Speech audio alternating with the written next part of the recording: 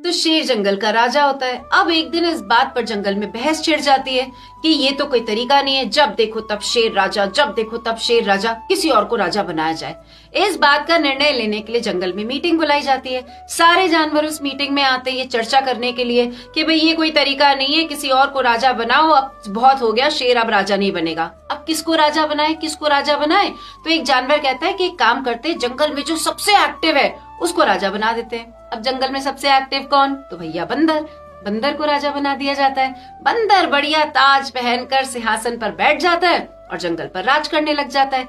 एक दिन एक बकरी बड़ा घबराई हुई उसके पास दौड़कर आती है, राजा जी मेरी मदद करो, मेरे बच्चे को भेड़िए ने दबोच लिया है। तो बंदर जो कि राजा बन के बैठे हुए होते हैं कहते हैं कि बकरी तुम बिल्कुल चिंता मत करो, मेरे होते हुए कोई कुछ नहीं कर सकता, मैं तुम्हारे बच्चे को बचाऊंगा, तुम मुझे उस जगह पर लेकर चलो। बकरी बंदर को उस जगह पर लेकर जाती है तो देखते हैं कि भेड़िया उस बच्चे को दबोच कर एक पेड़ के नीचे बैठा हुआ है। ये देखते ही बंदर एक पेड़ पर चढ़ जाता है, एक पेड़ से दूसरे पेड़ पर छलांग लगाता है, दूसरे से तीसरे, तीसरे से चौथे, चौथे से पांचवे, पांचवे से छठे। बहुत देर तक तो बकरी उम्मीद में देखती रहती है कि भाई राजा जी अभी कुछ करेंगे, अभी मेरे बच्चे को बचाएंगे। पर जब बहुत देर हो जाती है तो बड़ी मासूमियत से घबराए हुए उससे कहती है कि राजा जी ये आप क्या कर रहे हो, इतने में तो भेड़िया मेरे बच्चे को खा जाएगा, कुछ तो करो।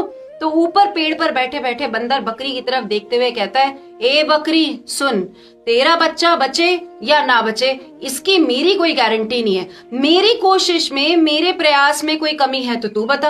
अब बहुत लोग इस कहानी को हमारे देश की राजनीति, नेताओं और जनता से जोड़ देंगे, पर ये कहानी हमें जीवन की एक बहुत जरूरी सीख भी देती है।